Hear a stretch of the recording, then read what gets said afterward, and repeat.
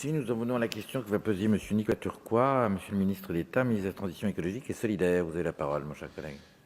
Oui, Monsieur le Président, chers collègues, je voudrais attirer l'attention de Monsieur le ministre d'État et de Madame la ministre à propos de la sécurité des bouteilles de gaz domestiques et notamment par rapport à l'intervention des sapeurs-pompiers en cas d'incendie.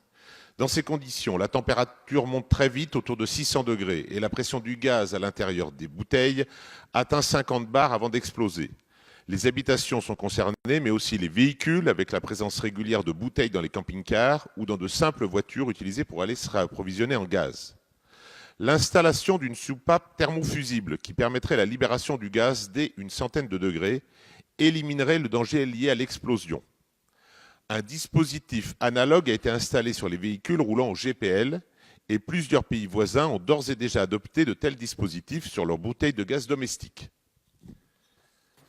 Madame la ministre, tous les pompiers attendent cette évolution. Un de leurs collègues du Morbihan a perdu la vie par l'explosion d'une bouteille il y a une dizaine d'années. Mais depuis, ce sont de nombreux blessés chez les pompiers, de nombreux blessés chez les civils, et ce sont aussi des blessés plus graves, car par crainte de présence de bouteilles de gaz, les pompiers se mettent à distance dans un certain nombre de situations et peuvent être ainsi moins efficaces dans leurs interventions.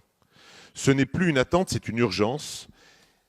Et à ce titre-là, je souhaiterais connaître les raisons qui empêchent cette évolution réglementaire en France et les moyens d'y remédier à l'avenir.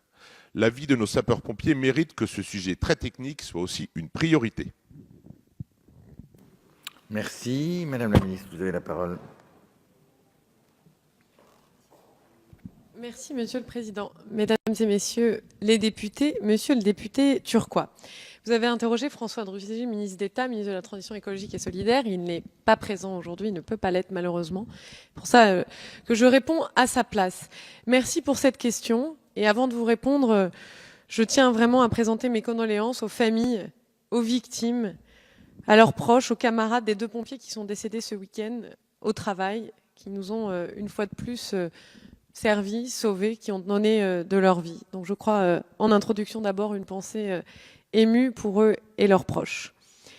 Et votre question d'ailleurs est fondamentale, monsieur le député. Effectivement, plus que jamais, leur sécurité est au cœur des préoccupations du gouvernement et surtout doit l'être, effectivement. Et vous attirez notre attention sur le fait que certains représentants des sapeurs-pompiers proposent que les bouteilles de gaz soient obligatoirement munies de soupapes. Parce que ces soupapes, eh bien, elles peuvent limiter, comme vous l'avez expliqué, en cas d'incendie, le risque d'explosion et donc l'exposition et les drames chez les sapeurs-pompiers. Les bouteilles de gaz sont soumises à la directive d'harmonisation européenne 2010-35/UE. Cette directive, elle n'impose pas la présence de soupapes et donc les bouteilles conformes à cette directive peuvent circuler librement sur tout le territoire de l'Union européenne. En France, la majorité des bouteilles de gaz n'est pas équipée de ce dispositif de soupape. Le dispositif qui existe en France est un dispositif qui est celui d'un limiteur de débit. Et ce limiteur de débit-là, en l'état actuel, il est incompatible avec la technique de la soupape.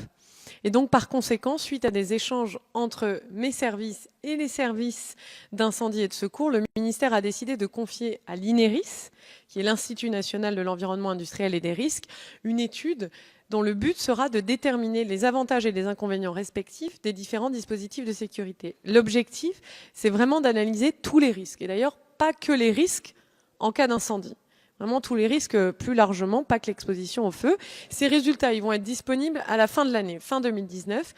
Et pour ça, ils vont, si c'est justifié, si ça s'avère pertinent, ils vont permettre à la France ensuite d'argumenter au niveau européen en faveur de la réglementation européenne, enfin d'une évolution de cette réglementation européenne qui couvre la conception de ces bouteilles de gaz. Et ça nous permettrait de faire évoluer la législation européenne. Mais comme les bouteilles peuvent circuler librement dans toute l'Union européenne, ce n'est qu'à l'échelle européenne qu'on peut avoir une réponse.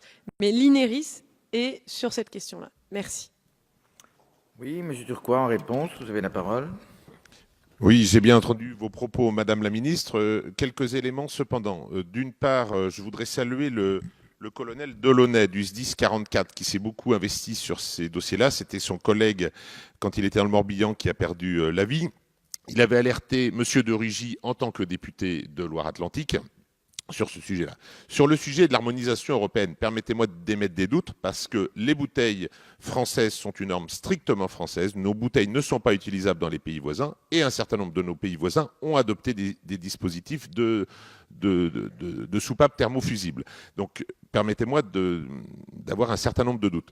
J'ai bien entendu la mission qui est confiée à l'INERIS, qui doit reprendre justement un certain nombre d'expérimentations qu'a réalisé le colonel Delaunay, qui méritait peut-être plus de précision dans la mise en œuvre. Mais j'insiste sur le côté d'urgence et il me semble que dans l'année qui vient ou l'année qui suit, une évolution réglementaire s'avérerait indispensable. Merci.